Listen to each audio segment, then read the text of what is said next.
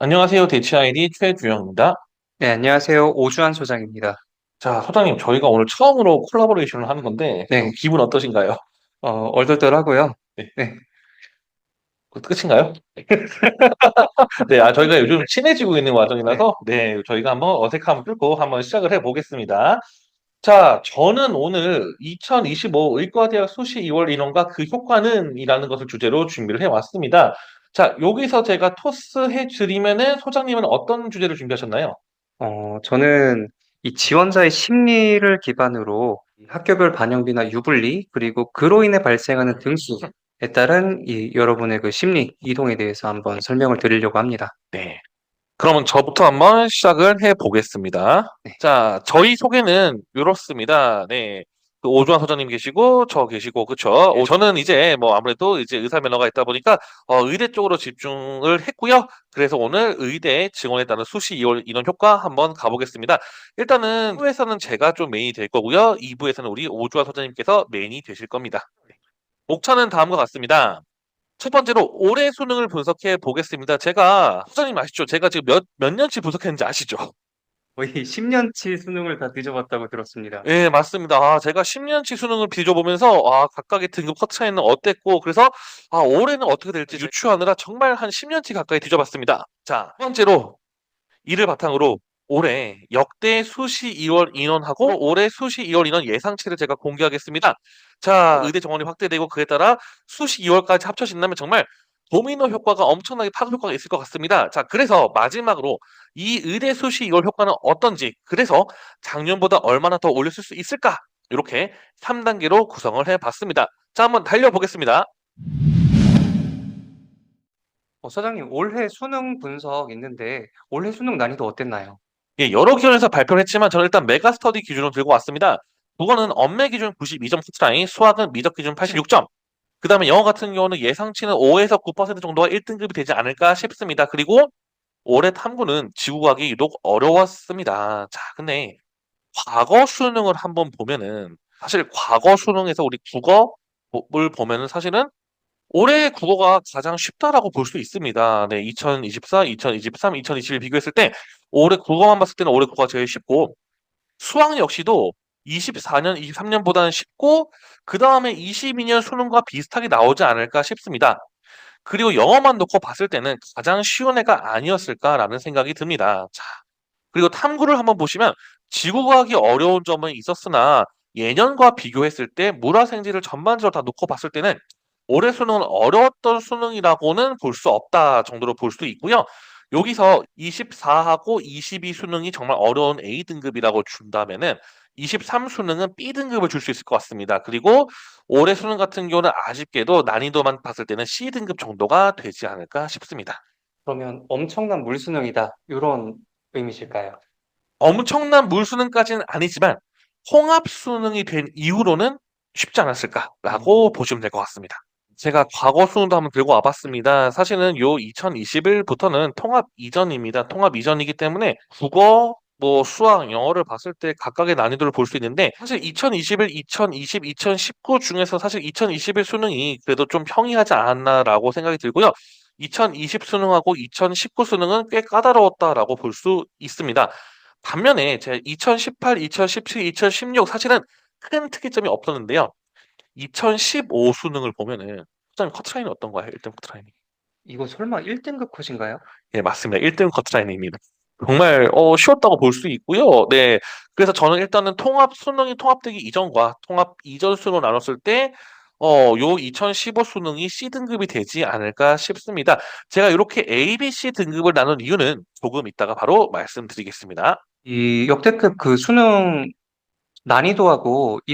인원하고 의대 네. 수시 2월 인원에 대해서 좀 정리를 해주신 것 같아요. 보니까 2021년에는 157명씩 2월이 되다가 네. 2022년 때 갑자기 확 줄었는데 네. 혹시 이때 특별한 이유가 있는지.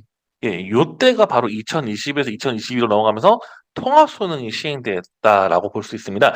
통합 수능이 시행됨과 동시에 대학들은 어떤 인재가 정시로 올까에 대해서 조금은 좀 예측 가능성이 떨어졌다라고 볼 수 있고요. 수시에서 최대한 채우려고 했던 노력들을 보일 수 있습니다. 그래서 정말 반토막 이상이 나버린 거죠. 그러면요, 이 통합 수능 여부, 그리고 이 수시 인원, 오른쪽에 있는 수능 난이도와 중복 합격이 무슨 관계가 있는 것 같은데 어떤 일이 있나요?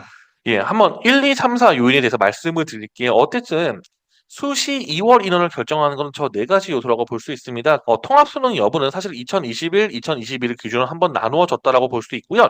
그럼 올해 수능 2025년도에 과연 수시 2월 인원이 얼마나 될지는 2022 이후의 기준으로 한번 판단을 해봐야 됩니다. 의대 수시 인원은 사실은 수시 인원이 많으면 많을수록 2월 인원이 많아질 것이라고 통계적으로 예상을 할 수 있고요.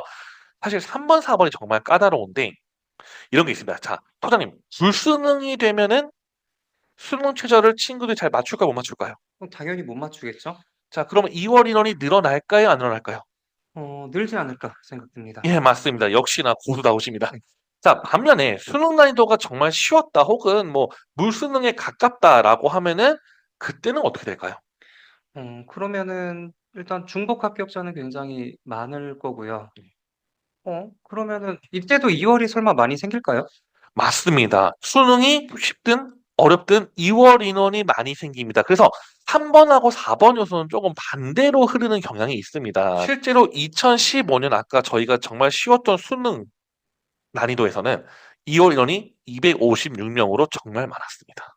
소장님, 2025학년도 올해 예상을 보니까 120명 굉장히 많이 늘었어요. 그 이유가 뭔가요?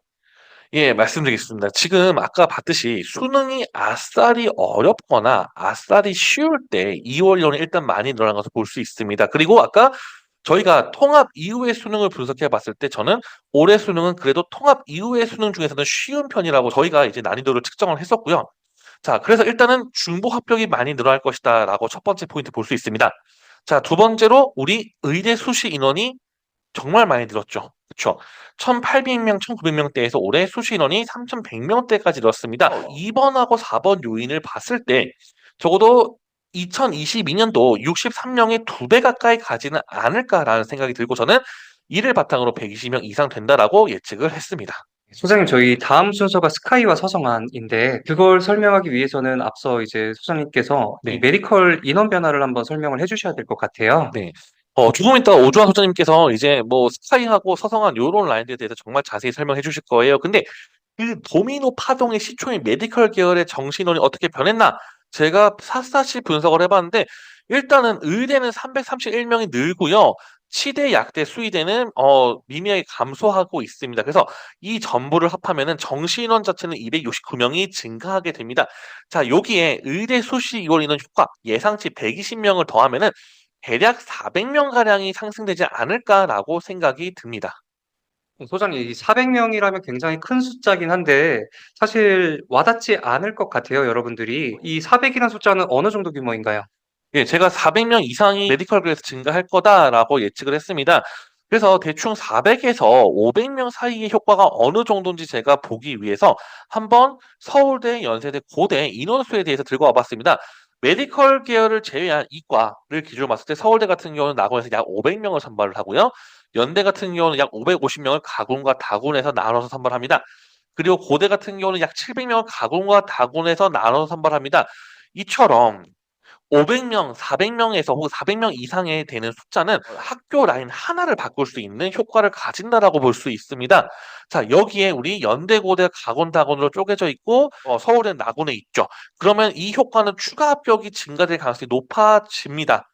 자, 그러면은 제가 분석한 것에 더해서 올해 각 학교 상위권 대학 반영 비율은 어떤지, 올해 수능이 물수능이다, 뭐 어떻다 말이 많은데, 요럴 때 지원자의 심리가 중요하지 않습니까? 그죠? 네. 그래서 제가 분석한 거에 더해서 반영 비율과 지원자 심리까지 분석이 끝난다면 저희가 정말 중요한 아주 좋은 오늘 유튜브 하나 찍을 수 있을 것 같습니다. 소장님 준비되셨나요, 요거? 네. 네. 그래서 저는 물러갑니다. 자, 앞서 말씀드렸다시피 경쟁자들의 심리 중요하고요. 반영비, 유불리 파악 중요합니다. 그래서 2부에서는 오주환 소장님께서 이것들에 대해서 제대로 한번 분석해 주실 겁니다. 자, 2부로 가보실게요. 자, 소장님 설명해 주신다고 호언장담하셨으니까 반영비 한번 설명해 주시죠. 네, 이제 2교시 반영비와 유불리 영역으로 좀 넘어왔어요. 왼쪽에 보시는 거는 여러분들 이미 뭐 많이 보셨을 거예요. 인서울 주요 6개 대학에 있는 반영비 변화에 대해서 한번 정리를 해봤습니다. 우선은 연세대 같은 경우에는 인문 계열에 굉장히 큰 변화가 있습니다. 사실 인문계열 같은 경우 작년에는 국어와 수학 반영비가 동일했는데 올해 수학 반영비는 25%로 감소를 했고 반면에 국어의 반영비가 37.5%로 굉장히 크게 올랐습니다. 그리고 자, 올해 가장 큰 영향을 끼칠 만한 것이 아마 제 생각엔 성균관대일 것 같은데요. 성균관대 같은 경우 인문 A, 인문 B, 자연 A, 자연 B 이런 식으로 자신에게 유리한 반영비가 적용되게끔 설정을 해놨습니다. 그리고 성균관대 같은 경우에 하나 더 있죠. 이 다곤에 있는 이 통합선발 영역에요. 탐구를 한 과목만 반영하도록 합니다. 그렇다면은 사실 연고대 정도 준비하다가 탐구 한 과목만 유난히 못 봤다거나 혹은 뭐 그 이상의 대학을 준비하다가 탐구 한 과목을 유난히 못 본 요런 친구들이 굉장히 몰릴 수 있는 그런 전략적인 아마 반영비 아닌가 싶습니다. 한양대 또 변경사항이 있죠. 큰 차이는 안 나 보일 것 같지만요. 작년 같은 경우에는 한양대 자연 계열이 수학과 탐구 도합 70%를 반영을 했다면 올해는 수학 영역에서 40% 그리고 국어에서 25% 그리고 탐구 영역은 25%로 이 국어 수학의 영향력이 좀 더 커지는 효과가 있습니다. 그럼 소장님, 올해 스카이권하고 서성한 라인에서 네. 변화가 꽤 많잖아요. 네. 그럼 여기서 눈치 싸움을 정말 잘해서 6교시 원서 영역을 잘한다면은 저희가 정말 갈 수 있는 대학보다 한 칸 정도 더 높이 갈 수 있나요? 그럴 수도 있습니다. 네, 그러면은 자세한 설명은 또 그다음 슬라이드에서 좀 부탁드릴게요. 네. 우선은 반영비 비교. 저는 서성한, 그래서 서강대부터 이제 말씀을 드릴 건데요. 작년 기준으로 A 학생, B 학생, C 학생이 있다고 좀 가정을 해볼게요. 이 세 학생들의 표준 점수합은 동일합니다. A 학생은 어떤가요? 국어를 잘 봤죠? 네, 그렇네요. 네. 그리고 반면에 B 학생은 어떤가요? 수학을 상당히 잘 봤습니다. 네. 그리고 C 학생 같은 경우에는 국어 수학은 좀 애매하죠. 네. 근데 탐구가 강하네요. 네. 그래서 이 각자의 강세가 있는 학생들의 유형별로 한번 반영비를 계산해 볼 텐데요. 이 셋의 표준 점수의 합이 동일했을 때, 그쵸? 그래서 서강대 같은 경우 반영비 보자면은 국어 36.7%, 수학 43.3%, 그리고 탐구 20%. 요거를 적용하자면은 서강대는 국어 수학이 굉장히 유리합니다. 그러면은 소장님, 이 중에서 유리한 학생들은 누구일까요? 국어 수학이니까 아무래도 A와 B로 이제 좁혀질 것 같습니다, 네. 일단은. 아무래도 C는 가장 불리하겠죠. 네, 맞습니다. 그래서요, A, B, C 학생들의 반영비를 한번 환산을 해보면요. 그래서, 자, 자연계열 같은 경우에는 이제 A 학생 같은 경우 501.81점, 그리고 B 학생 같은 경우에는 504.21점, 그리고 C 학생 같은 경우 497.77점 나왔죠. 그리고 자연과 인문의 반영비가 동일하다. 그러면은, 자연과 인문의 반영비가 동일하면은 어떤 현상이 일어날까요? 자연과 인문의 발음이 동일하다라고 하면은 교차전이 활발해지나요? 네, 맞습니다. 네. 그래서 서강대 같은 경우 작년에 교차 지원율이 굉장히 높았기도 하고요. 그리고 이 학과들의 순위가 높은 공대에서 이제 비인기 자연 계열의 학과, 그리고 그 다음이 인기 문과학과에서 비인기 인문 계열의 학과들, 이런 식으로 좀 위계가 잡혀 있는 현상이 있었습니다. 선생님, 저 하나 궁금한 게 있는데요. 네, B 학생이 C 학생보다 지금 대략 한 7.6점 정도, 7점은 높은 거잖아요. 네. 저게 한 수능 몇 문제 정도 된다고 볼 수 있을까요? 한 두 문제 정도면은 요 정도까지 차이가 날 수도 있습니다. 여기 보시다시피 이 표준 점수의 합은 똑같아요. 음. 그러면은 이게 문제로 극복할 수 있는 점수인지 아니면은 단순히 이제 반영비에 따라서 나오는 점수인지 요거는 좀 확인을 해볼 필요가 있습니다. 확실히 지금 표준 점수 합으로 우리가 따질 게 아니라 결국 반영비를 정말 잘 봐야 된다. 네. 다음 슬라이드 한번 설명해 주세요. 자, ABC 학생이 실제로 갈 수 있었던 학과는 어느 정도일까? 만약에 이런 점수를 보고 있다면 여러분 뭐 이 엑셀 배치 프로그램들을 활용해서 갈 수 있는 곳들을 많이 봤을 텐데요. 요거는 70% 기준으로 제가 표시를 해봤습니다. 아마 A 학생 같은 경우라면 인문학부로 썼을 때 거뜬히 합격할 수 있겠고, B 학생 같은 경우는 물리학과나 경영학과 등 또 교차 지원을 했을 경우 원하는 학과에 그냥 마음대로 쓰거나 아니면 자연계열에서 또 어느 정도 좀 승산이 있는 점수였습니다. 그리고 C 학생 같은 경우에는 중국문화학과 499.35점인데 사실 중국문화학과가 거의 최하위 학과입니다. 근데 최하위 학과의 70% 컷보다 C 학생은 낮은 점수를 기록했습니다. 따라서 AB 학생은 서강대에 좀 무난하게 합격을 했더라도 C 학생 같은 경우는 학과 선정을 매우 잘 해야지만 합격을 할 수 있었다. 이런 식으로 좀 결론을 낼 수 있습니다. 와, 정말 표준 점수 합이 똑같아도 정말 결과는 상당히 큰 차이가 있을 수 있군요. 그 다음 슬라이드 한번 가보겠습니다. 네. 성균관대와 한양대네요. 정말 열심히 표를 만드셨는데 이거 한번 쉽게 설명해 주세요, 소장님. 자, 똑같이 ABC 학생이 이제 이번에는 성균관대를 써보려고 해요. 성균관대는 작년 기준으로 이 인문과 자연의 반영비 이 슬라이드에 보시다시피 이렇게 나와 있고요. 그러면요, 여기서 굉장히 좀 흥미로운 현상이 발생하는데요. 이 ABC 학생의 자연 계열의 반영비를 환산한 점수와 인문 계열의 환산 점수가 각기 다르게 나오죠. 근데 차이가 큰데요, A 학생 같은 경우는? A 학생이 자연 계열을 쓴다 하면은 자연에서 653.95점, 그리고 인문에서는 661.13점, 거의 7, 8점 정도 차이가 나죠. 네, 맞습니다. 반면에 B 학생 보겠습니다. B 학생 같은 경우에는 거의 2점 미만으로 차이가 나고 있고요. 그리고 C 학생 같은 경우 볼게요. B 학생은 인문에서 2점 정도가 높았다면은 C 학생은 자연 계열에서 2점 정도가 높습니다. 그러면요, 여기서 좀 더 신기하게 제가 이 자연 계열의 세 학생이 지원을 했을 때 순서를 매겨봤거든요. B 네. 학생이 1등이고 C 학생이 2등이고 A 학생이 꼴찌가 됐습니다. 네. 요 세 학생이 이제 자연 계열에 모의 지원을 넣는다고 치면은 아마 B 학생은 자연 계열로 지원할 만하겠죠. 네, 맞습니다. 네. 네. 그런데 인문 계열 한번 볼게요. 인문 계열 같은 경우에는 국어를 잘 본 A 학생이 압도적으로 좀 점수가 유리하게 나왔죠. 그리고 이제 B와 C 학생은 근소한 차이긴 합니다만 그래도 A 학생과는 좀 두드러지게 점수 차이가 나고 있습니다. 네. 여기서 질문을 하나 드려볼게요. 네. A는 당연히 인문 계열 쓸 것 같고 네. 뭐 C 학생 같은 경우는 자연 인문 중에 좀 학과가 많이 나오는 거 쓰지 않을까 이런 생각도 드는데 네. B 학생은요.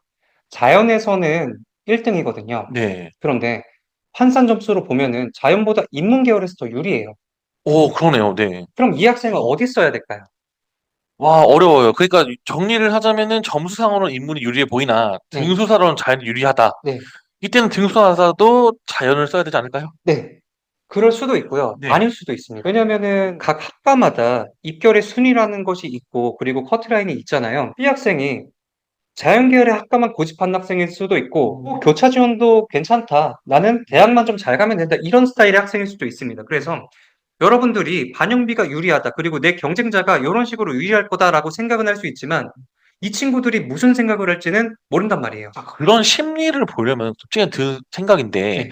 그 마지막에 이제 원서 접수하는 기간에 네. 경쟁률 추이 있잖아요. 네. 그 경쟁률 추이를 보고 우리가 심리를 대충 예상할 수도 있나요? 네. 어느 정도 예상 가능하죠. 혹시 팁 같은 거 공유해 줄 수 있나요? 경쟁률은요. 나중에 또 한번 자료를 준비해 드릴 텐데요. 마감 직전에 가장 높은 거 3개, 가장 낮은 거 3개. 요거는 피하십시오. 사실 여러분이 안정이나 적정권에 대해서 지원을 한다고 치면은 뭐 마감 경쟁률이 어떻건 간에 사실 뒤에 들어와 봤자 보통 이제 허수들이 그리고 이제 상향 지원한 친구들이 많이 들어오잖아요. 그런 것들은 별로 상관이 없는데요. 사실 이 정시를 처음 접하는 친구들 같은 경우엔 블라인드 직전에 경쟁률이 가장 낮았어. 설마 이거 1대 1이 안 될 수도 이런 식의 뭐 행복한 상상을 합니다. 근데 막상 이런 거 까보면은 정말로 막 20배, 30배로 경쟁률이 올라 있는 적이 있어요. 매년. 그 심리라는 게 참 눈여겨봐야 되면서도 위험한 요소인 것 같습니다. 네. 네. 자, 그다음에 또 말씀 주세요. 이제 한양대 또 가볼게요. 한양대는 성균관대보다 좀 더 복잡합니다. 이 자연, 인문, 상경 요 3가지 반영비가 각기 다르죠. 그러면은 A 학생부터 볼게요. 네. A 학생은 자연, 인문, 상경 중에 어디에 가장 유리한가요? 누가 봐도 인문 계열에 유리하다. 네. B 학생 같은 경우는 어떨까요? B 학생은 자연이 제일 유리해 보입니다. 네, 자연 계열에 가장 유리하죠. 네. 그리고 C 학생 같은 경우는 어떨까요? C 학생 같은 경우는 자연 계열이 유리해 보입니다. 네. 그러면은 BC 학생 같은 경우는 유리한 반영비가 자연 계열이잖아요. 그러면은 이 학생들이 무조건 자연 계열을 썼을까요? 그렇지는 또 않을 것 같아요. 네. 네. 그래서 자, 반영비를 한번 비교를 해볼게요. 네. A 학생 같은 경우에는 분명히 인문 계열에서 반영비가 좀 유리했습니다. 네. 이 자연 계열 안에서 특정 학과에 A, B, C 학생이 동시에 썼을 때 어떻게 등수가 나타나냐? C 학생 당연히 1등하고 B 네. 학생 2등하고 네. A 학생 3등이죠. 네. 그리고 인문 계열로 가자면요. 네. 순위는 비스무리합니다. 그리고 상경 계열 가볼게요. 이 B 학생 같은 경우는 항상 중간 이쯤에 있다가 상경 계열로 가니까 네.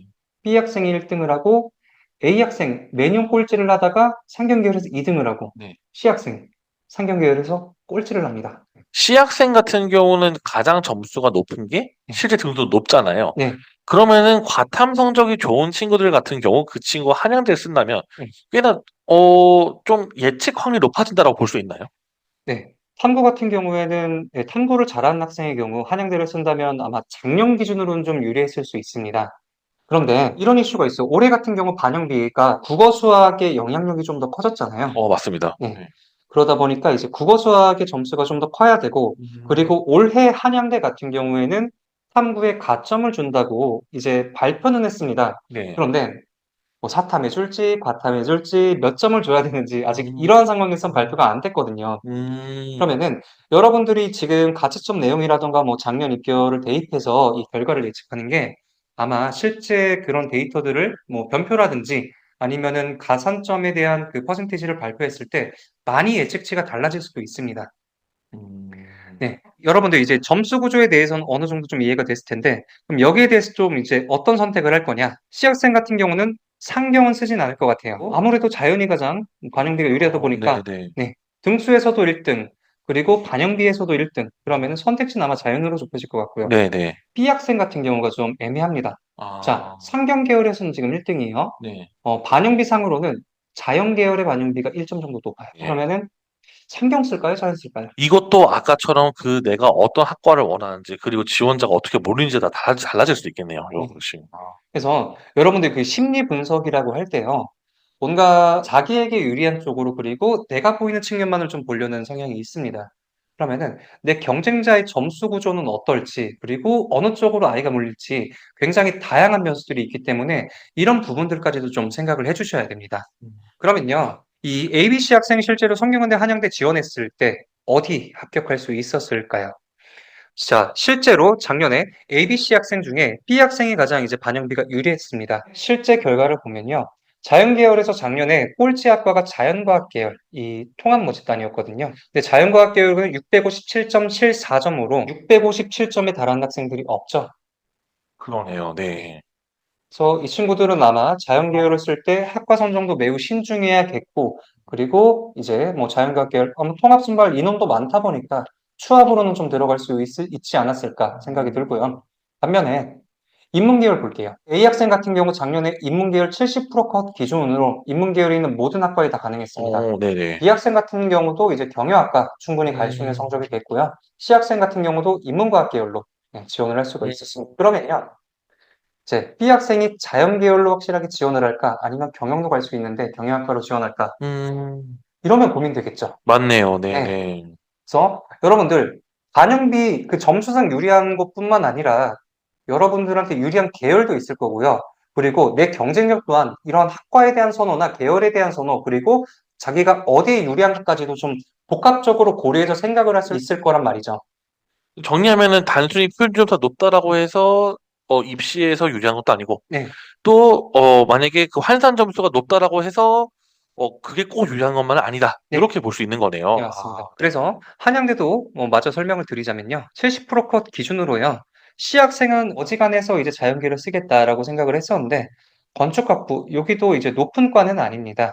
하지만 C학생 같은 경우 건축학부 이제 갈 수 있었고, 그리고 AB 학생 같은 경우에는 이제 한양대 작년 기준 꼴찌 학과는 간호학과인데요. 904.48점이죠. 그러면은 꼴찌과 간호학과의 70% 컷보다 이제 A 학생 같은 경우는 10점가량이 모자랍니다. 다양한 반영비로 했을 때 인문에서 훨씬 유리하게 나오는데 이 친구가 네. 가장 낮은 반영비를 갖고 자연계에 도전한다. 어려울 것 같아요. 네, 그러면은 A 학생 같은 경우는 아마 자연계로 선뜻 도전하지 못했을 겁니다. 네. 인문계열로 보자면요.